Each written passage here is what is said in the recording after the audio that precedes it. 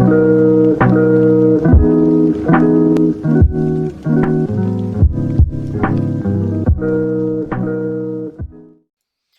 guys, what is going on? RedMaster here, and welcome back to an episode of Cards and Castles TV commentary. I got some great matches lined up for you today. Have some fun ones as well. So, with that being said, let's go ahead and jump right in to our first match of the day, match number 1. Alright, and so that first match is going to be one that I find kind of interesting to watch. Of course, that is going to be Osaka taking on UnhlpfulYoda. Two players that I think are very good in this day and age. Osaka, I think, has been away for a bit, but I still think he can, of course, contend with the best of them, in my opinion, but a little bias there from me. Let's go ahead and get things started. Of course, both players opting to pass their first. Actually, alright, Osaka going for the Coin Imp, so maybe a potential burn deck out of him. We do see he's rocking the Warlock Crusader as opposed to Yoda's Pirate Crusader. A little mugging, though, from Yoda will take care of that Imp, putting it down very early, not wanting any sort of burn damage this early. Cultist, though, from Osaka, so a little bit of mage power, or not really. A cultist is not a mage, right? He doesn't have the tag, which is kind of surprising to me, because, I mean, he fits the build of a mage, but anyway, Hovel from Yoda, responded by books from Osaka, so pretty kind of standard stuff here. We do see an armory going down as well now, so that rat going to go ahead and get a little buff, although I think that he's hoping to kind of bait cultist into attacking that rat. Actually goes for the hovel kill, so not really worried about any repercussions on the cultist, which is brave, but, you know, when you notice that things like Elvish Thief are in Yoda's hand here, cultist is going to quickly find out the hard way that he can't really be doing that. So, of course, cultist gets put down by the thief, and, of course, the estate follows up. So, I can pretty much assume Yoda is running school here at this point. We'll see if Osaka has the burns to deal with that when the school does arise. Books and Thief make that successful trade there, and of course Osaka going to bring out Grendel as well. Smuggling Ring, assisted from a Southport captain, goes ahead, picks up Incinerate and Vanishing Strike, not bad, and also placing down the first school of the day. So, again, pretty much confirmation at this point that it is school. We'll see if Osaka has the burn to take that down. I wouldn't leave that alive, but of course we see an armory and another armory and priest from Osaka. So doesn't really have the burns to deal with that. We see an execution go ahead, land on the Grendel, giving Southport the necessary strength to take out the priest without having to resort to a burn in Incinerate or the Vanishing Strike. And of course, that second school being put down, even more draw power going into Yoda's hand if, you know, they are kept alive. We'll see. Paladin Lumberjack coming out from Osaka, another Lumberjack. Do we have any confirmation? Okay, so no burn, which is going to be a lot of cards for Yoda now. We see Con Artist Thief, Bard, Master Thief, and then, of course, Cractus. And Cractus can become very scary, especially with that scope in hand. We'll see if he has the opportunity to throw it on the Cractus, or if Osaka's going to go ahead and take it out right now. We do see Lumberjack going in for a trade that will give him 2 additional cards. Flamestorm. Alright, very nice use of the Flamestorm. Does take down Cractus to a point where Paladin can kill and takes out both School of Knowledges.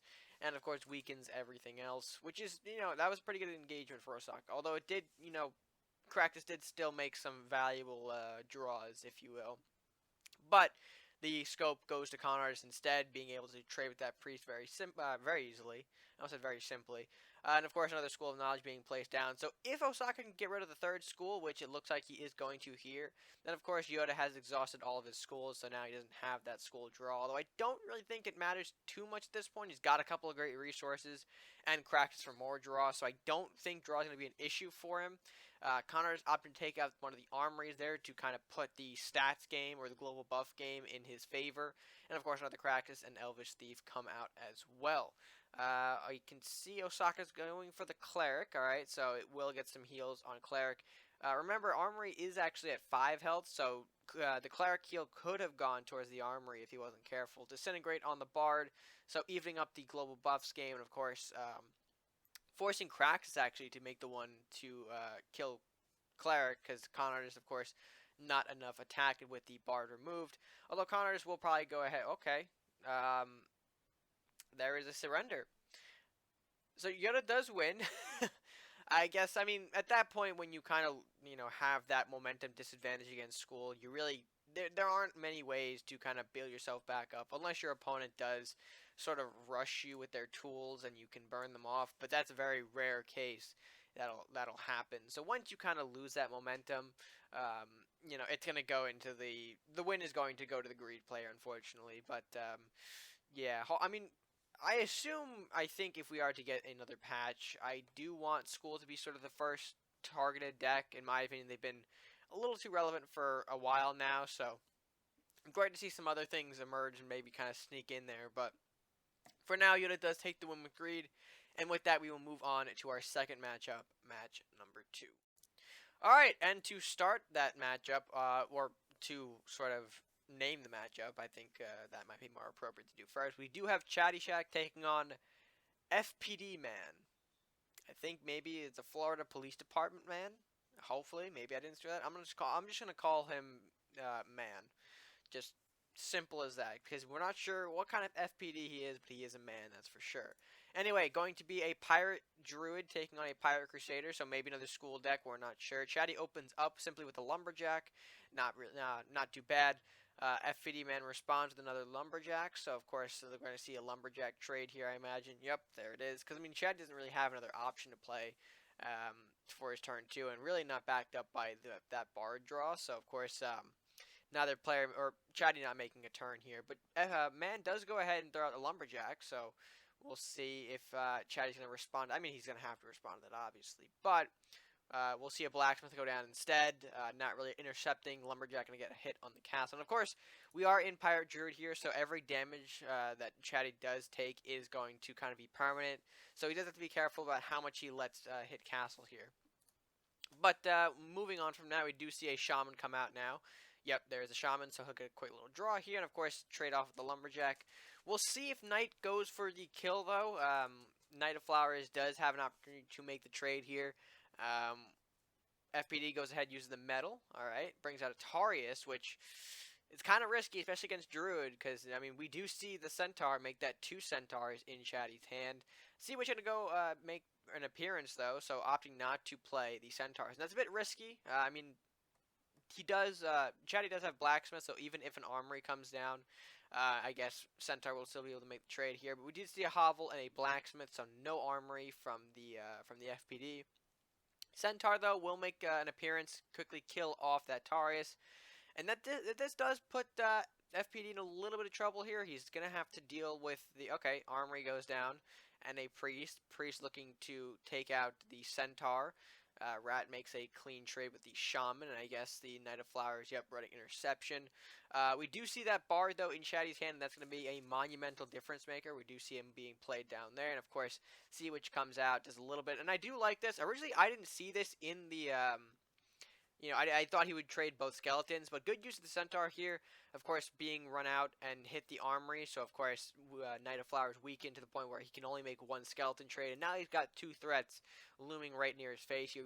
He got the Centaur being able to hit castle next turn, and of course, the Skeletal Pirate threatening the hovel. Even though it won't kill the hovel, it's still a decent threat on that sort of building right here. An execution from FPD, man, it kind of supports that right now he may not be in a good situation with his hand. Being able to only execute the witch, not being able... He could have taken out, I believe, the Centaur, but he opted to protect his global buff, which... We'll see if that was the right choice. Fat Bard comes out now, of course, plus the Mana Core, so a chop in the castle from Centaur, and of course... Skeletal Pirate being able to make that clear trade now. And of course, good use of the Mana Core here.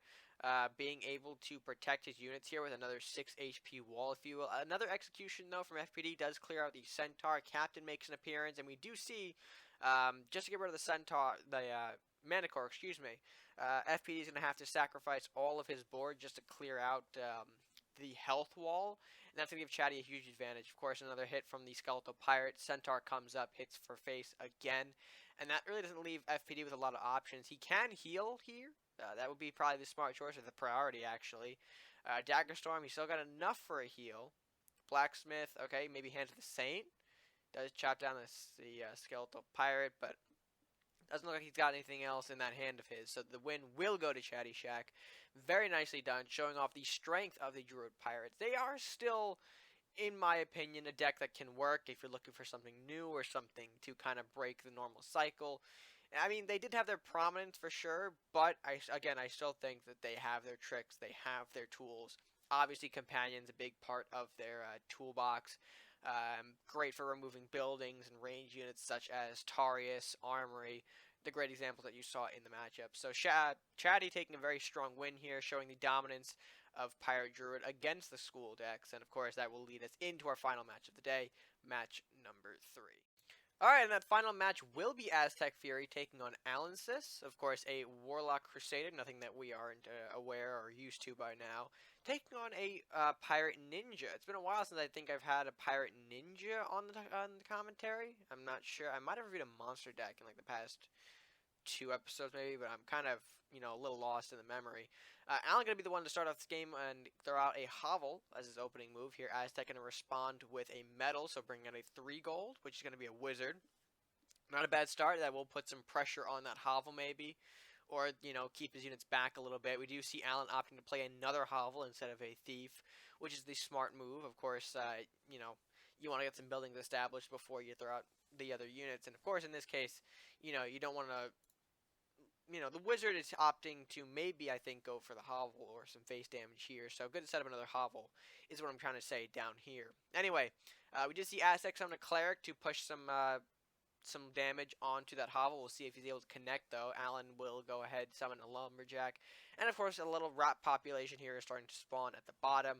Aztec going for the Armory play. Takes out the Hovel, so he was trying to threaten that Hovel. And, of course, the Cleric comes up. Good heal from the Cleric ability. Of course, nothing else being damaged. So the only option is to heal Cleric. Armory, though, from Alan. I'm going to create a little bit of issue. So Southport plus Lumberjack being able to kill off the Wizard, if you will. And, I mean, I do want to quickly pause here for a moment. And, of course, quickly break down. He could have, I think, in my opinion, had the option to remove the Cleric, if you will. Of course, if he had damaged with a Lumberjack here on the Wizard first, he probably would have been able to divert the Cleric healing, and of course, land back on the Wizard so something else could trade. Of course, that would mean the Wizard might have been able to survive overall, but in my opinion, I think I maybe would have gone for the Cleric kill. Even though, yes, the Wizard is range, at that point it's very close up, and no matter if your opponent, or even if Aztec pushed it back, I still think it would have died eventually in the coming turns, considering how much bodies you're pushing up here. I mean, we see 3 rats, the Lumberjack, Captain, now the Elvish Thief, so. But overall, it is kind of a tough choice. It is down to personal opinion on that one. But the Wizard is gone. We'll see if Alan is able to take care of that Cleric at the bottom there. Salharada coming up from Aztec. Going to go trade with a run of the rats. The Lash Will takes out a second. So Alan losing his rat population a little bit here. Barbarian gets summoned. Cleric smacks the Elvish Thief. Again, good use of the Cleric heal. Of course, not having nothing else be damaged on the board. The heal is always going to go to Cleric. So, of course, knowing that, it's kind of a free kill on the Elvish Thief, even though he does lose 1 health. Stone Drake coming in to smack down the Cleric, and of course, nothing damaged, nothing can be healed. And of course, Lumberjacks, and pretty much, I think, well, really both Lumberjacks, 2 rats, and Southport all being pushed up to get some damage done. Earth Knight trading with one of those rats very nicely, of course, only taking armor damage, so not really losing health. And White Knight as well, another great choice. Lifesteal will regain the 2 health loss from the Lumberjack attack. Barbarian smacking one of the other Lumberjacks. And we do see a multi-strike and scope in Alan's hand that could get deadly as the game progresses, but we'll see. 1 rat opting to trade with the Barbarian there, weaken it just a little bit. I assume, yeah, the second rat going into Barbarian at that point. A swiftness on the Stone Drake, so a super fast boy, it seems like. And of course, both Stone Drake and Captain being positioned upwards, so, not really doing a whole lot, but we do see Aztec having to waste a Demonic Rage to take out that Stone Drake, and that's big. It's a big loss for Aztec, because I think he was hoping to save that.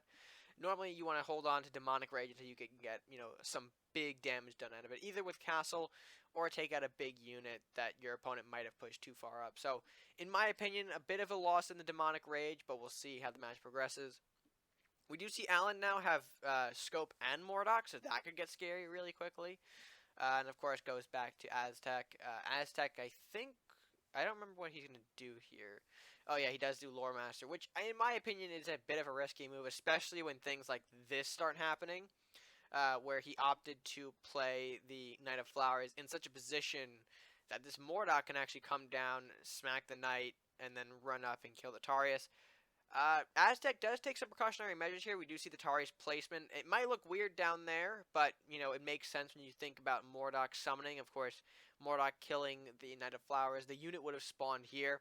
If it's a Wraith, it doesn't matter, obviously, but we'll see what Allen decides to do. In my opinion, he has to play the scope on Mordok, which he does. Multi-strike is debatable. We do see he doesn't opt to play it on the Mordok, so considering what multi-strike, you know, how it works, you kind of have to play it on the unit before you start attacking. So this first attack kind of signifies no multi-strike for the Mordok, which is okay. We see the Horseman taking out the Tarius files, so Aztec getting a little bit of draw done. Rat taking out the White Knight thanks to the Mordok's first attack, not getting the lifesteal down. And of course the Dancing Swords with the remaining gold, everything else kind of pushing up as well. We'll see what Aztec's able to do in response. We do see Headless Horseman. Okay, that does take out the Armory, which will certainly weaken the board here. Tarius takes out the Captain then, and of course, Horseman trades with the Shaman. So, alright, gets a little board clear done, but of course, not having a lot of options for that Mordok is going to put him at a huge disadvantage. We do see the Cleric and Miner being played as somewhat defensive cards, even though it may not be the best position for them. Swiftness on a Mordok. Alright, so a little bit of draw cycle here maybe. Another Swiftness going on the Dancing Swords. I think at this point we have to see the multi-strike be played. Yep, there it is. Multi-strike going to go ahead and hit what exactly is the question? Cleric and the Armory. Alright, so good combination there. Weakening the Cleric, killing off his last bit of health with the Armory there. So, and he does get 2 Banshees it seems. One Banshee trading with the Tarius. Another trading with the Miner that opens up for a fast Swords to come in, do a quick 7 swipe at the castle. And quickly it's turned around into Allen's game. I don't think there's a whole lot that Aztec can do here. We do see a Kraxus come out, going to forcibly trade with the Swords. Not what he wanted to do, I imagine. Earth Knight as well following suit. He must have gotten that Earth Knight probably from the draw here, because it would have made a little bit more sense to hit this Mordok, because this Mordok is a big threat. I understand the damage in Swords is scary with 7, but at that point, his Kraxus would have probably survived if he had went the Earth Knight Kraxus route on the Mordok. But again, he might have gotten the Earth Knight post-Kraxus draw, so, you know, at that point, you really can't do anything about it. So we'll see Mordok. Okay, well, we won't see a Mordok hit as the surrender comes out from Aztec. So it does give Allen the win. Very nicely done, showing off the scope multi-strike combination. Honestly, if there is a deck that I, you know, have a lot of concern for, or when I'm facing a deck that, you know, what kind of decks scare me on the ladder, the idea of just kind of scope value scares me, whether it's, you know, Koru scope, Mordok scope, and multi-strike, things like that in these decks that can be a little scarier. So don't sleep on Pirate Ninja decks. They are a little scary. I wouldn't say, you know, meta-defining, because there is a decent amount of setup required for these decks. You have to have cards out, and then follow up with a turn playing the spell itself to power up a card. But if you do get the setup working, it is an abusive deck, kind of, in my opinion. A little bit abusive, but there are some ways to kind of counteract that, and we didn't see that here, unfortunately. But overall, a dominating win for Allen as he finishes up our final game for this episode. And with that being said, guys, I hope you did enjoy this edition of TV Commentary. Let me know what you guys thought of the match by leaving your comments down in the comment section below. And while down there, if you haven't done so already, English, be sure to like if you enjoyed, share with your friends, of course, subscribe if you are new to the channel or haven't done so already. So, yeah, with that being said, guys, until next time, stay gaming.